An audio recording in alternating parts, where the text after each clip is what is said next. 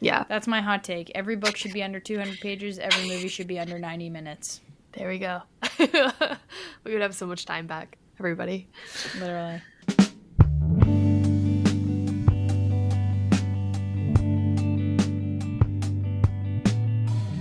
Welcome to Red Wine Reads, a community of book lovers talking about our favorite and not so favorite books while pouring a glass or two of wine. I'm your host, Jenna Weston, and with me today is Ella Kopakin. Now, before we start, I should warn you that we do spoil the endings of the books we review, so if you don't like that, then please go finish the book and come right back to this episode. Or, if you're like me, then don't finish the book because you didn't like it, and if you don't like something, you shouldn't have to finish it. Now, here's what you can expect from every episode. We start with a super short 60-second summary and then some quick facts to get you oriented. Then we answer the question, would you recommend this book, and answer with a yes or no, and then we will spend the majority of the episode arguing why or why not. We end the show with final ratings out of 5 and pairings, where we will pick drinks, TV shows, movies, and other books that might pair well with today's read. Each episode also hosts its own drinking game, so whatever your drink of choice, wine, cocktails, mocktails, coffee, water, we hope that you'll sip along with us. Now, today we are reading Blood Meridian by Cormac McCarthy. It is a classic, and Ella decided to choose this one for us. I have to say, before reading the book, I was very excited. I haven't read any Cormac McCarthy, and I thought it would be a great introduction to him as an author and to this genre. I can honestly say that this was one of my least favorite reads, just due to so many factors that we will get into in this conversation, so please stay tuned. Not my favorite, Ella's conflicted, but it did lead to a very interesting conversation about literature and violence in the place of literature. So I really encourage you to keep listening, and if you didn't like this book like me, or if you're conflicted, or this is one of your favorite books ever, I think this conversation is super interesting, and we get into some deep, dark topics. And that's what reading is all about, right? You read books that you may not love, and they lead to these great conversations even if you didn't love a book. The conversations are always really juicy and always really interesting. So, without further ado, let's pull some corks and get reading. This week we read Blood Meridian by Cormac McCarthy.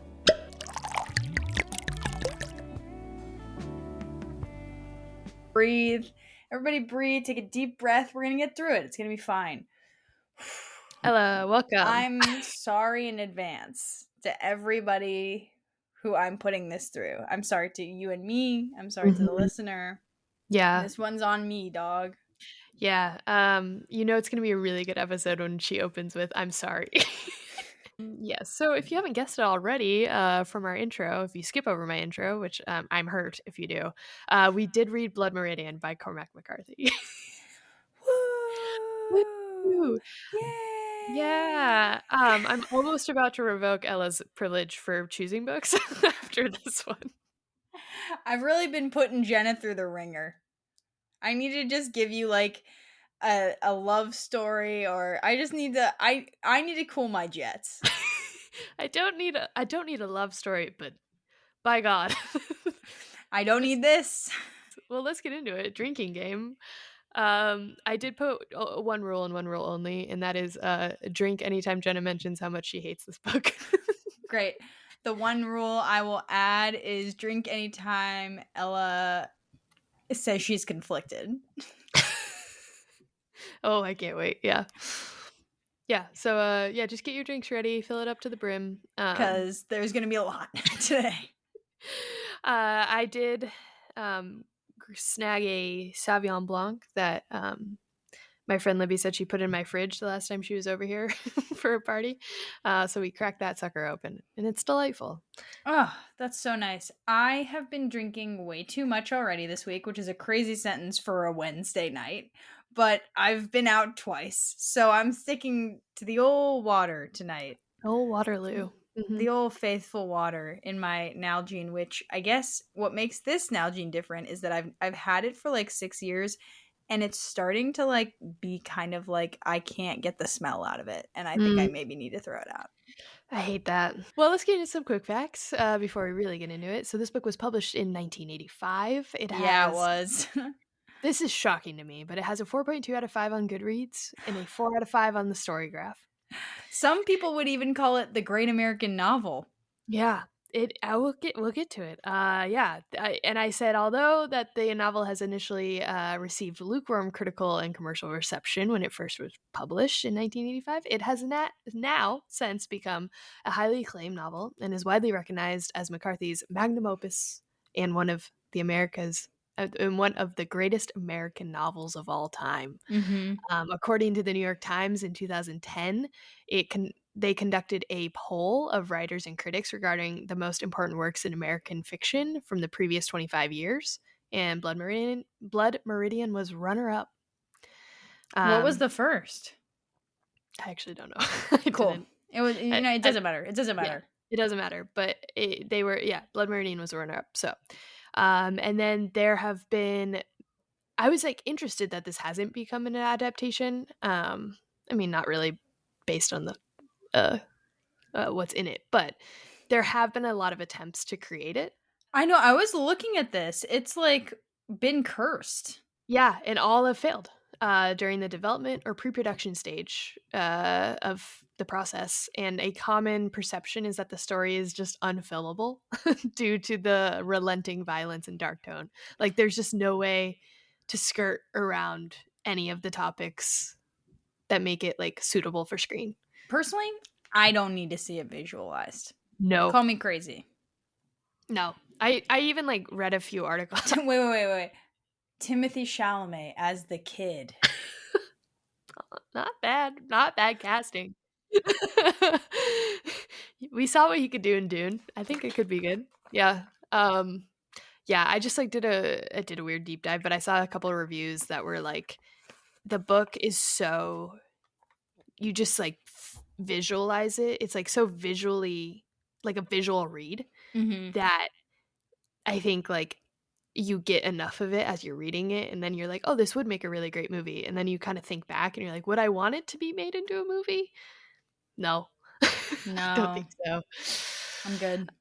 And then for those of you who don't know Cormac McCarthy, he is a fairly famous American author, author of The Road, No Country for Old Men, the Border Trilogy, which the first one is All the Pretty Horses, and No Country for Old Men was made into a film, and that was also widely acclaimed. People liked it.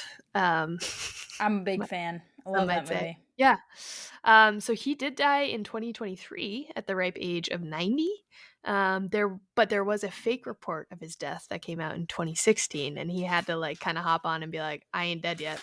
I'm alive, people. Well, the last point I have is he had a very iffy relationship with a 16-year-old at one point. Oh, don't we know it? Don't we know it? You know what's funny is when a famous author dies, and then that famous author's 16-year-old girlfriend, when he was 42, comes out and is like, this happened, but just so you know, it was completely consensual and it's totally chill. And everybody's like, why say it, right? If it's not a predatory relationship, which it definitely is, and he's definitely a predator, now we just all know that information and it's going nowhere. So yeah, he was rough. He was rough. That's the thing is I've been looking into him too, and it's like we'll talk about this more in depth. But my main thing is like Cormac McCarthy as an author. Because I've read this and I've read No Country for Old Men. Mm-hmm. And I think that there's a lot of amazing critique about the brutality of how America was founded and how America continues to exist. Mm-hmm. And the problem is that because his politics were never really made clear, it's kind of like this game of like, either it's incredible biting criticism of how disgusting America is, or it's the very scary reality that he's just like reflecting something that is desirable to him, and you don't know which way it goes, and that is really weird. Yeah. Oh yeah, that's like a big thing with him. And it's terrifying as you're reading through the book.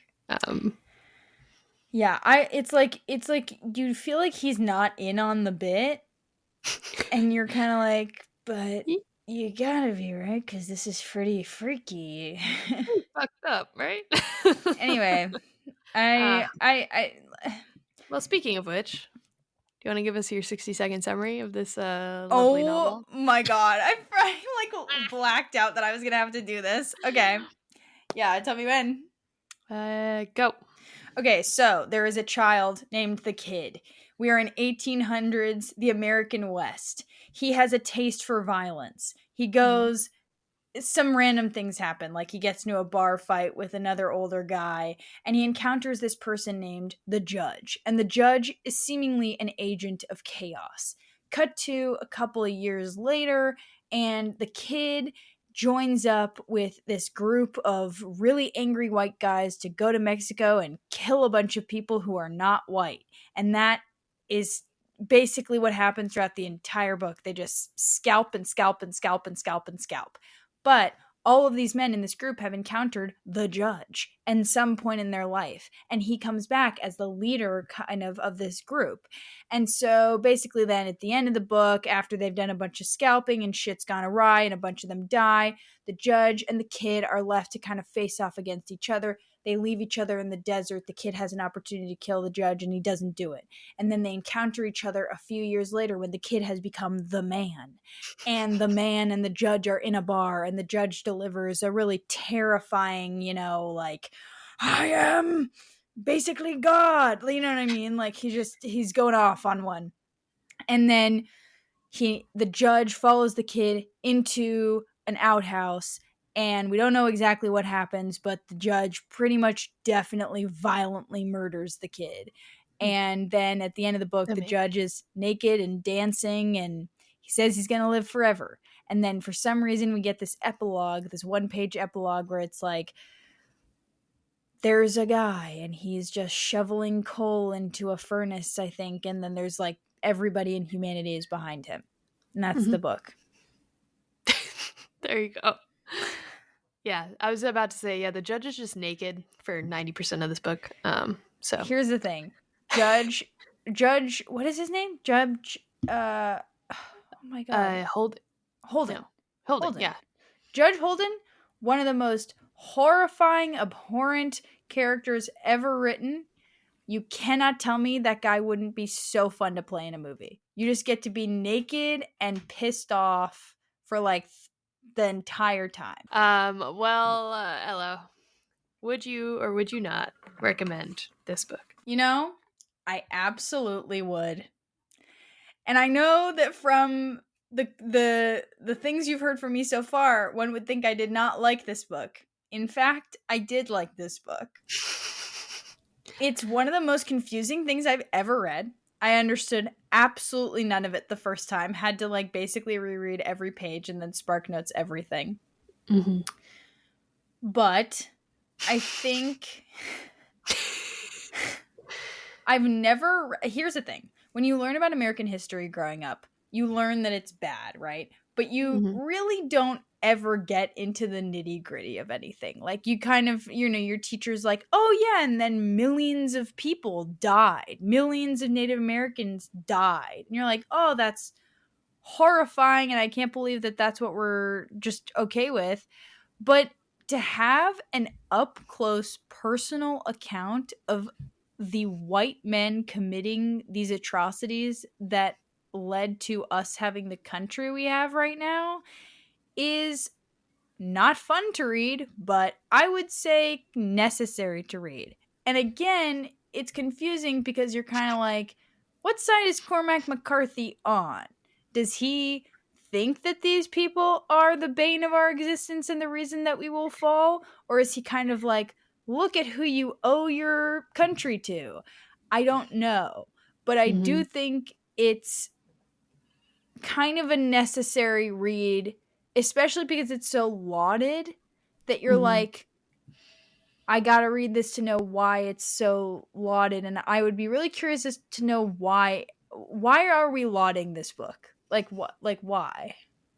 Mm-hmm. I mean, it's very well written, but like, it's just weird that we're putting such an atrocity on display and calling it like it is art, but it's also really, see what I mean? Everybody take a drink. It's convoluted.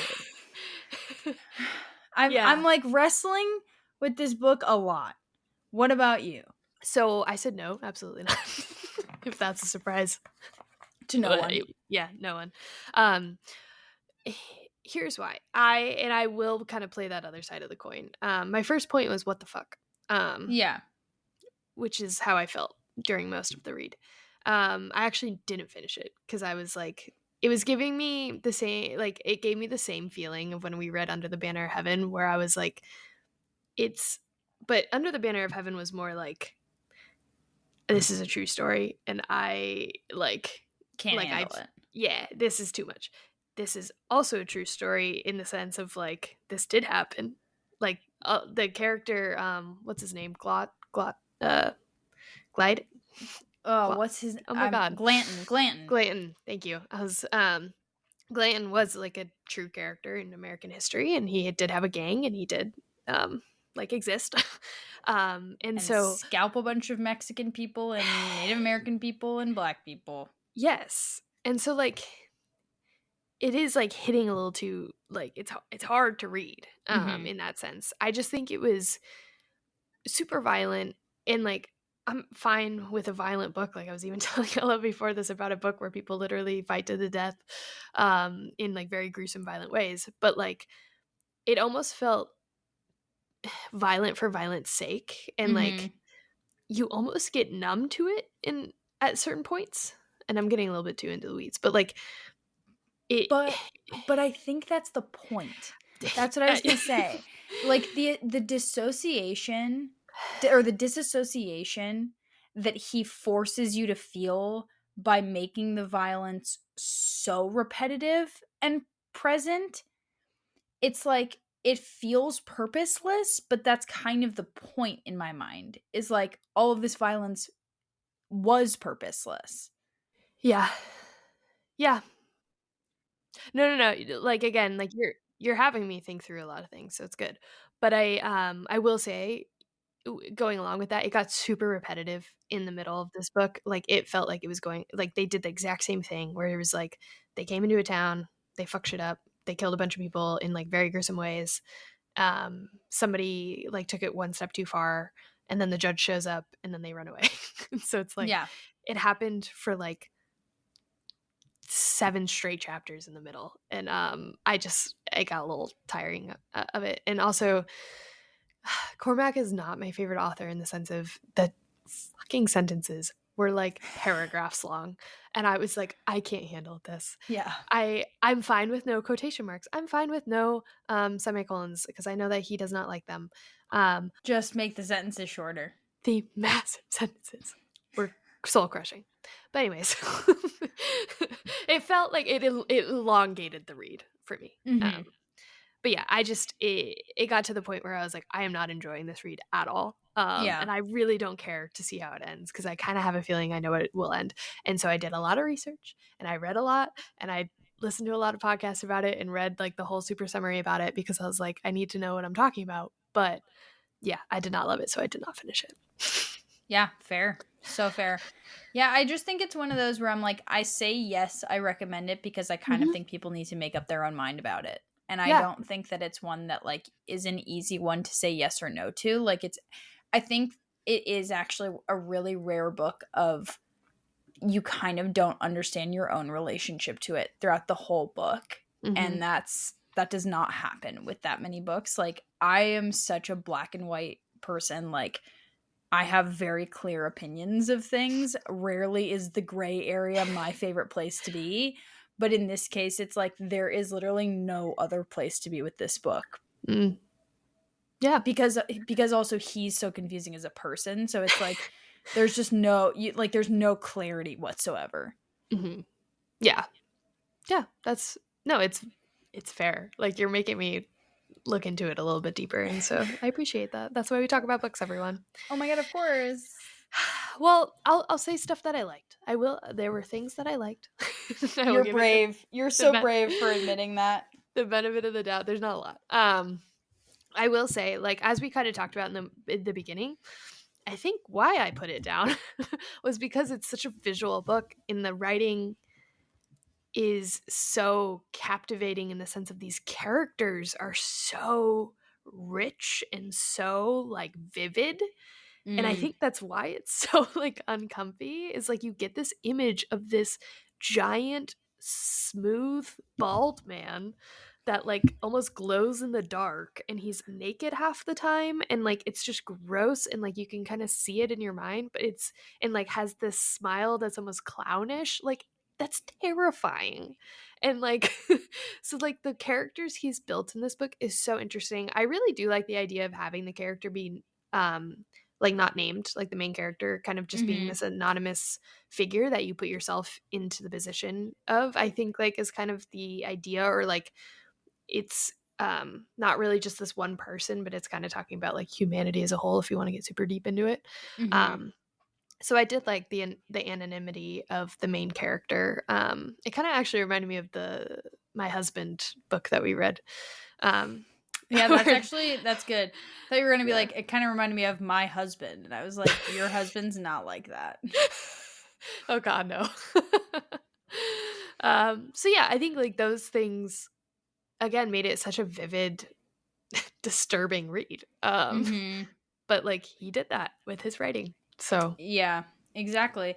Yeah, I mean, I would agree. I think that, and I found this with No Country for Old Men too, and it's the reason why I wanted to read his quote unquote magnum opus, is because he does have this uncanny knack for visual storytelling that is at once like really, like you're saying, like these long run-on sentences that are really convoluted, and yet you still end up with these really concrete images.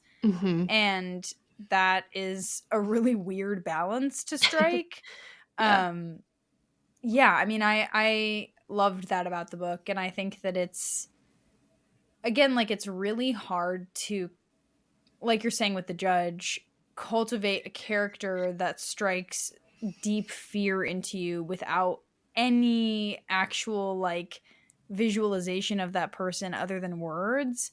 And I think that he successfully does that with so many of the characters, where it's like, you know, you understand who Tobin is, you understand who Glanton is, you understand who Toadvine is, like all these weirdo mavericks that live on the edge of society. You really get, it's like almost like holding like a microscope up to your, like, or one of those mirrors, you know, that it will zoom in really close on your face, and you're like, this is disgusting, but I like can't look away. Like that's what the description of the characters are in this book. That's a perfect description. Yeah, where you're like, I can't look away. But it's like magnifying this grotesque creature. Yeah, like everybody, nobody in this book is a human being. No. And I now I'm like, and that's cool. Gotcha. Got me. Because it is like he's almost stripping away that humanity, like, because you have the kid who comes in who is just like a very violent kid, but like for the most part is normal, as normal as you can get in this book. But like the people he's encountering who have been in the West and who have like been down to Mexico and who have done this before have turned into these almost demon-like figures. Yeah. And so it's like, if you look into it super deep, like, is that, you know, this commentary of like you go down there and commit these atrocities, like going into a town and absolutely slaughtering babies and women and children, and then you just go on to the next. And so I don't know, it is fascinating when you look at the characters that he has built. Well, and also it's, I mean, like, to me, and that's what I was kind of saying about, like, this feels like the closest that you can get to the realist version of American history, is like, I think what struck me immediately from the first chapter is I've never thought about, you know, we all live lives where we sort of get to contemplate our emotions and who we are as people, and we get to decide in our cushy houses like what singers we like and what we want to put on our walls and what we want to make for dinner and all of that stuff. And I think what immediately struck me about this book is like, oh right, if you were alive then, you're just thinking about the need to be alive. You're not thinking about what you're going to eat later because that's just going to be whatever you can find. It's like that was the thing that was so visceral to me about, and especially like you said, like having the kid be so central and having the kid be this kind of like vessel for you, because you kind of end up feeling like you're just the one who's trying to survive. And it's this real sense of urgency all the time. Now, granted, there's also a lot of senseless violence. And I mean, like, there's behaviors that are inexcusable, but it's really interesting how like part of that is also just people, it's like it's the innate survival of the fittest thing. It's like I will, it's eat or be eaten. That's what that book feels like. And I've just never read a book that I think made me understand that feeling as deeply as this one. Yeah. I think you said it in a very interesting way earlier, where we get taught in school like what this time was like and like who these people were and the slaughtering of all these Native Americans, and you kind of read a chapter and they were like, they went into this town and they killed a bunch of people and like that was it, and you're like, oh yeah, that's terrible, I can't believe they did that. And you get a book like this where you get that, like, you're put into that group, where it's not like these quote unquote like soldiers, like there isn't like there's nothing like backing it up. It's just like these guys that are hungry and rich for like land, or hungry and looking out for like land and property and honestly just like power. And this is where they find it. And so in that sense, it's like very raw. It's very, it's like you're zooming into this story that you've been reading from afar from your history book. And when you zoom in, that photo is not very pretty. And no, like, that's it's not cool. So yeah, I think you put it in a great way earlier about that.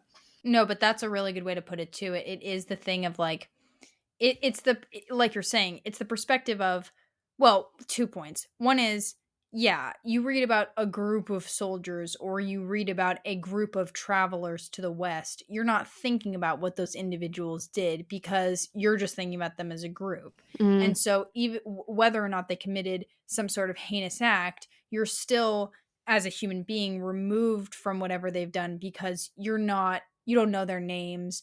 You don't know who they are as people. So this book does the opposite of that. But also, history is told from the perspective of the victors, right? So it's like, why would an American textbook tell you that there were just a bunch of wandering mercenaries going into Mexico and killing Mexican people for the US government and natives for the Mexican government and getting rewarded for it? How would that benefit the story of America to tell you how that happened? It wouldn't.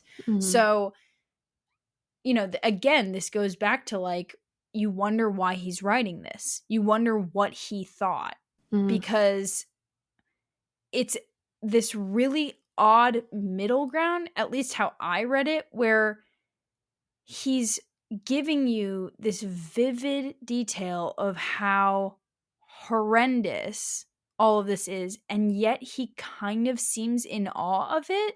And so it's like, I just don't know, again, it's convoluted, everybody take a drink, like I just don't know how to feel about that, because it's just like, what are you getting out of it by writing this? Like the themes and all of that are fascinating, but I worry about your mental state, Cormac. Yeah, you have to be in such a rough place or a absolutely psychotic place to be writing a story like this. Yeah. Well, cool. Anything else that you really enjoyed?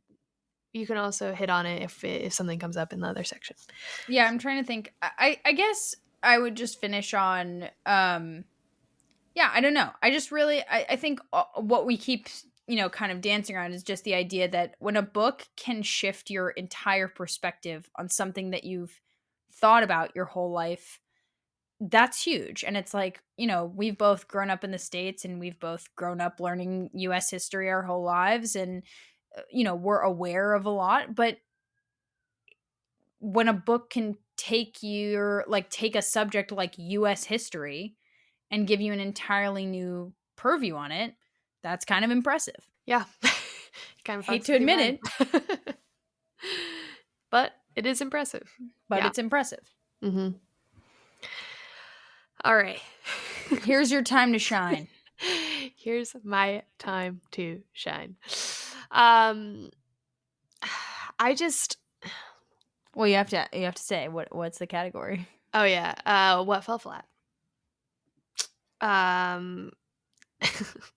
What didn't? Go off, queen. No, here's the thing is a book like this, again, like there's this scene where this guy grabs these two babies by like their feet and just like, throw them down. And that, like, and you're just shocked and you're like, jaw hits the floor and you're like, oh my God, this is terrible. And then like 4 more things that are like almost as bad as that happen like in the next chapter. And so like when this type of violence is happening over and over and over again, anyone who is in their right mind would be like, this is like this is a lot. Yeah. And like there comes a point, and I understand, like, as you said earlier, like maybe it is the point, like that you become desensitized to it. But like for a reader like me, I'm reading a book. I don't want to be like absolutely like it just like punches you in the gut every single time. And like you're absolutely like, I just fell into this hole of like, I don't want to read it because I know that something like this is going to happen in the next chapter, and I don't want to know what happens in the next chapter. And I think like the violence was just like, for me, just too much. Like it didn't feel like it was necessary, like toward the end to the story. Like we could have gotten the point across through like, maybe 2 or 3 of those stories. But again, I understand the point of it, but like for a reader like me, I did not like it, and I felt like it was too much. I think it was overkill. It was a lot to read. No, but here's the thing, like this is what I'm saying. I am so evenly split down the middle because I totally agree with you. Like the thing is clearly the violence is written to bombard you and make you feel numb to it. But also I'm like, what's the point of that? Like it's this eternal chicken or the egg question of like this book shows you the reality of America and humanity. At the same time, why are we writing this book? Like that's the thing. So it's like I don't like it for the exact same reasons that I do like it. You know what I mean? It's like I don't like it because it's showing me these atrocious white men and their need for power and greed and blood and like survival. And I don't like it because I'm seeing, the foundation. I'm seeing essentially the root of evil in man. But it's like, that's also why I do want to read. And, it's just like it's so difficult because it's just like he's really good at writing that way, and I think that to a certain extent everybody needs to understand that humans can be that way. But also the other half of you wants to be like, but no, I don't want to read that, and I don't want that to exist out in the world, and like let's all try to be better, Yeah, I think it's kind of like the like I think a few years ago when people started kind of commentating on the true crime genre, where it's exactly. like where do we draw the line of like almost exploiting this violence and this anger and this these terrible atrocities for the point of making a point.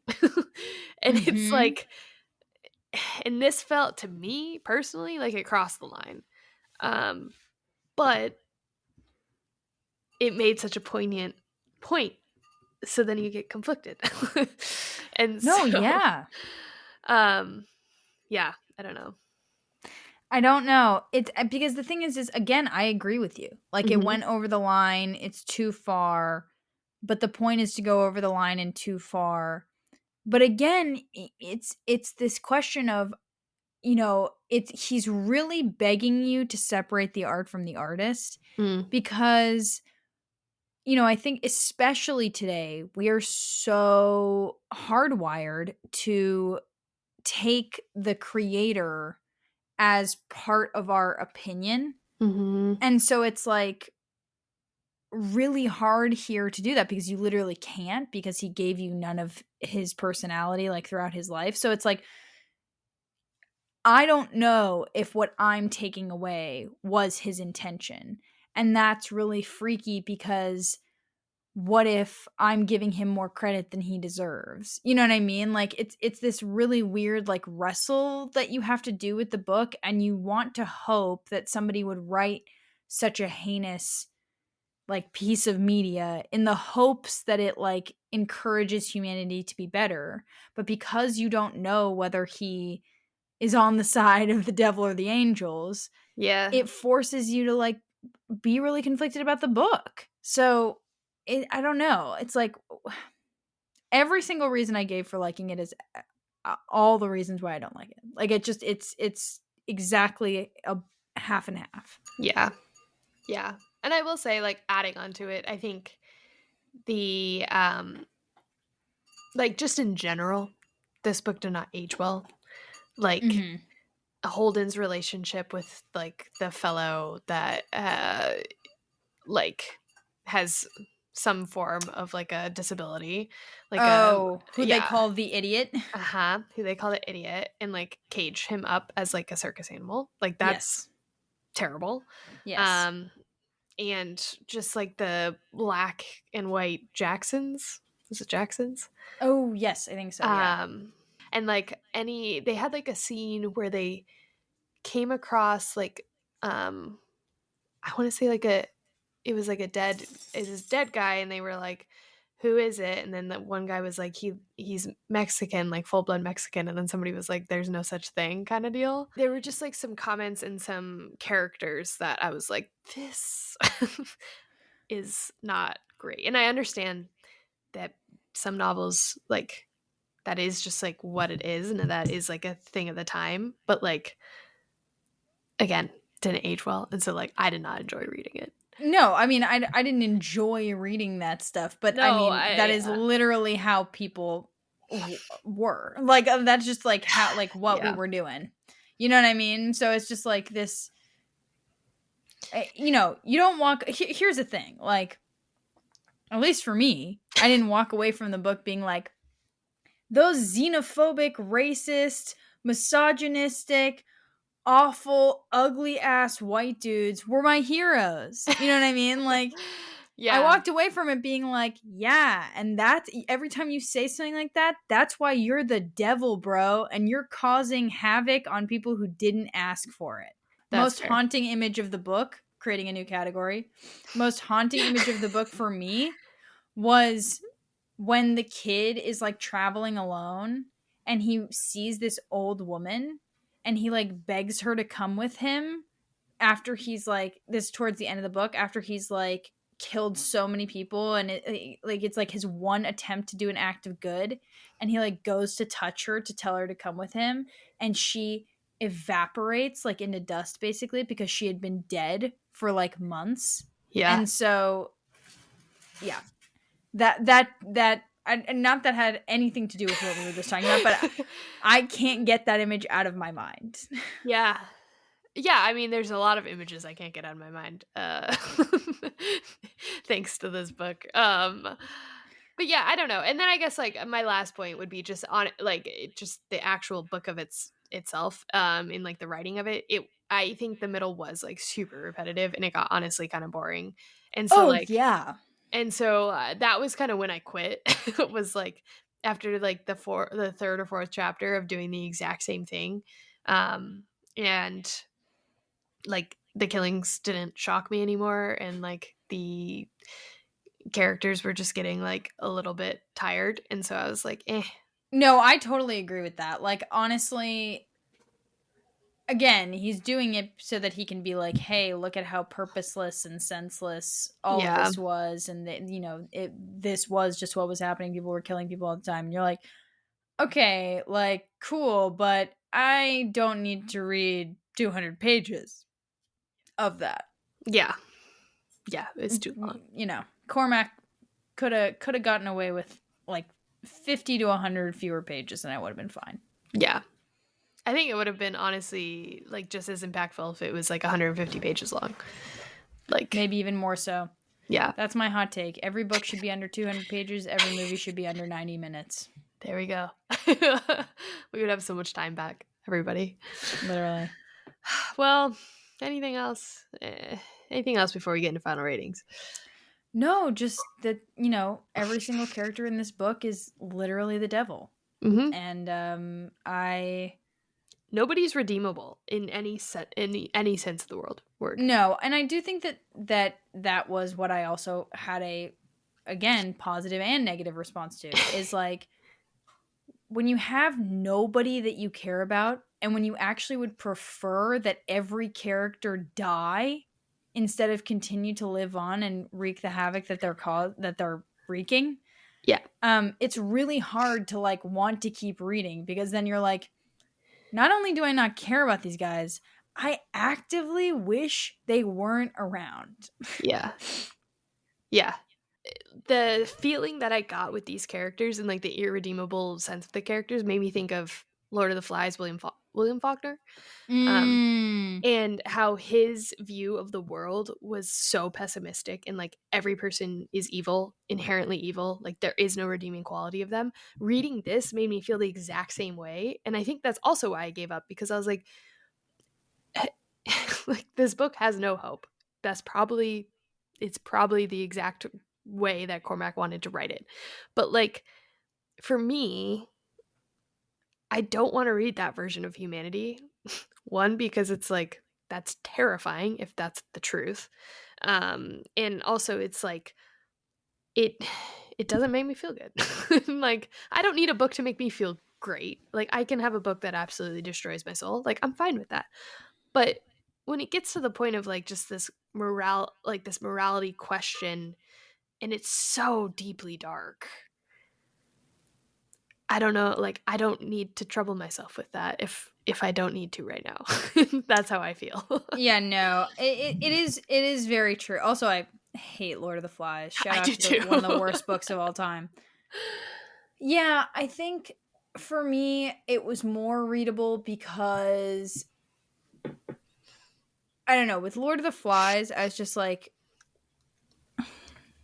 it felt within the realm of fiction enough that I was just like, this is just annoying.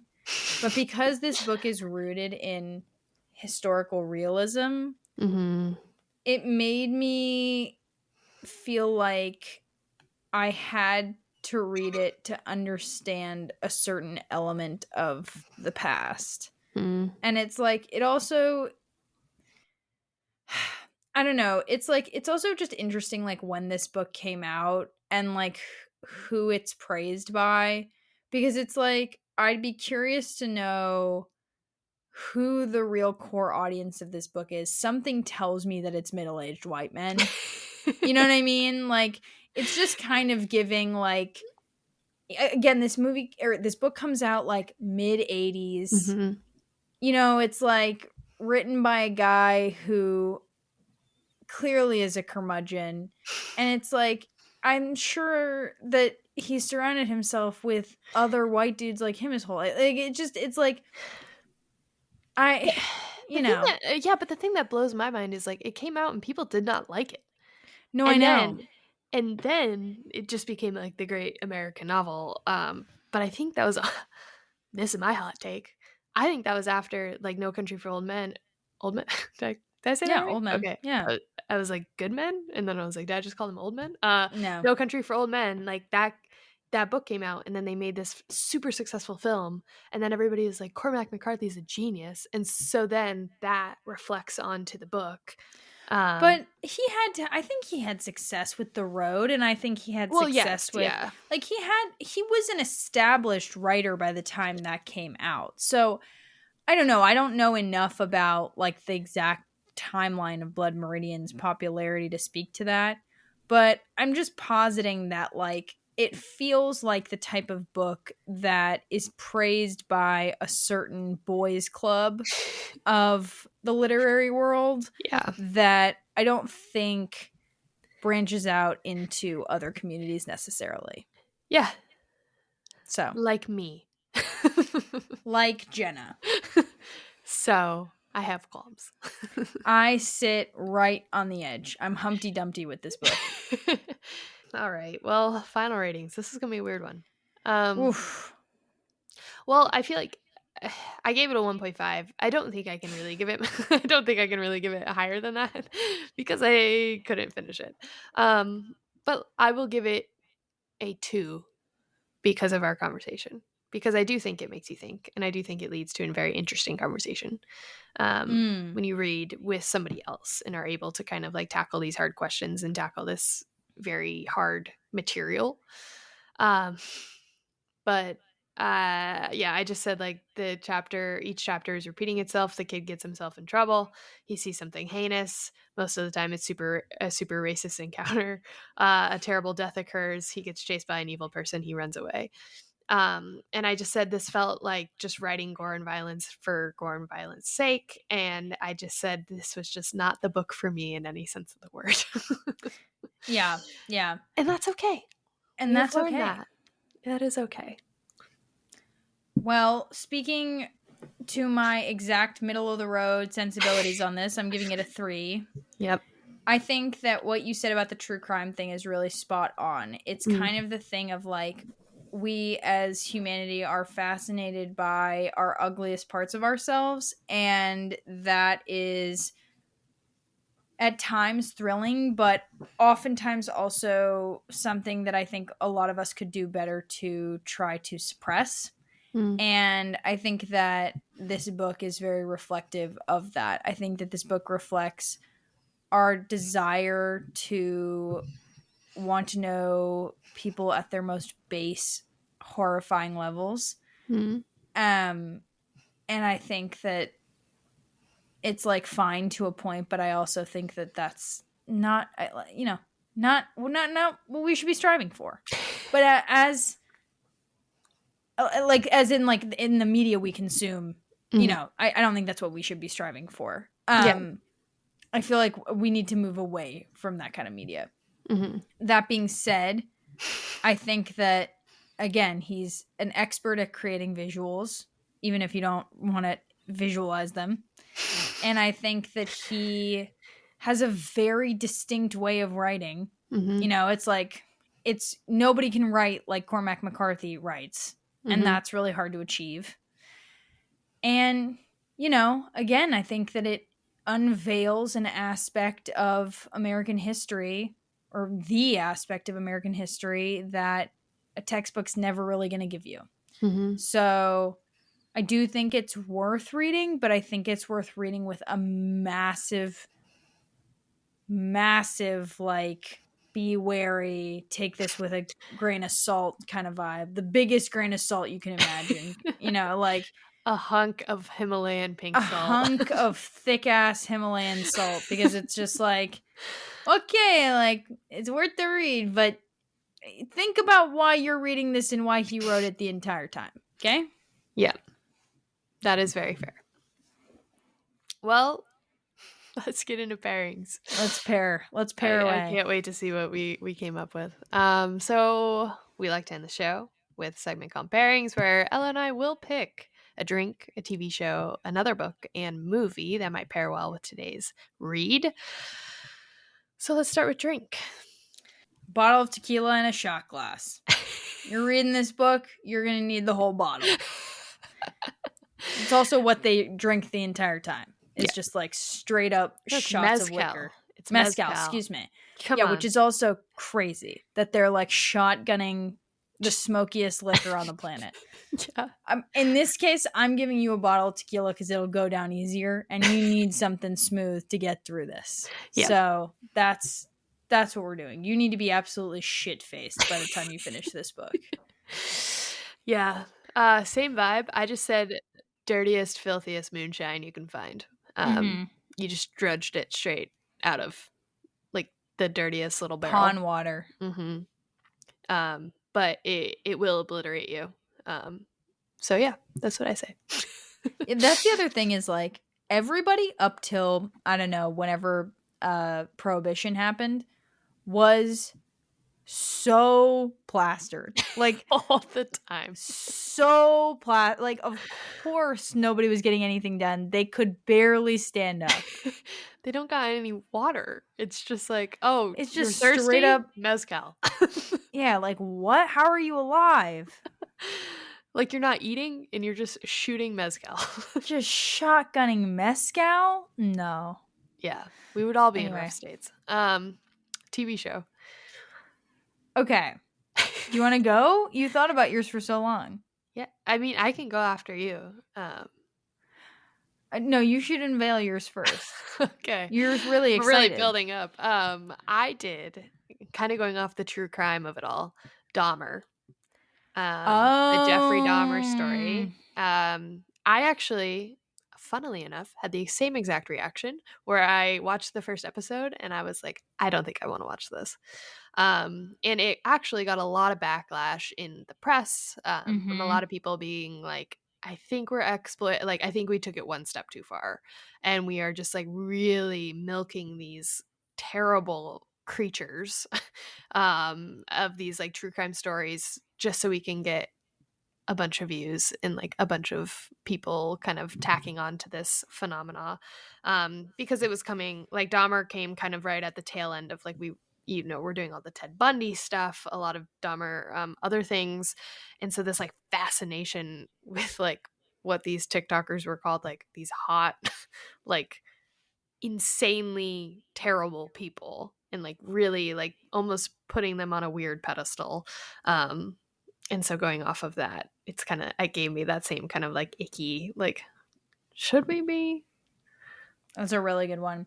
Yeah, I had the same reaction. I watched the first episode and I was like, I'm not doing this. Also, just to be clear, the victims of Jeffrey Dahmer's, like the families of the victims of Jeffrey Dahmer's victims did not approve that. No. And so it feels disgusting to watch something that families have begged you not to watch. Yeah. But that being said, yeah, I think that it's a really good example of where we're kind of at, where it's like I think we're finally reaching an apex of examining why we need to keep feeding this part of our culture. My TV show, I just had COVID and I watched all of Severance during COVID. So good. It's amazing. But my TV show is Severance because, which I know feels really random, but because of the numbness and the idea of we've been talking a lot about the split sides of humanity. And that's kind of exactly what Severance is about, is like, you know, your innie is the best version of yourself, the new version of yourself. And the outie is seen a lot. And it kind of feels like, I don't know, it like first is like the numbness and the disassociation that this book brings up, but also again, it kind of is just like the ultimate show that wrestles with like, what does it mean to be human and how ingrained in us are the choices that we make and how much power do we actually have over who we are. And yeah, I don't know. That's good. Thanks. Yeah. Too good. The TV shows are where we're shining tonight. Nailed it. Nailed it. Yeah. Book.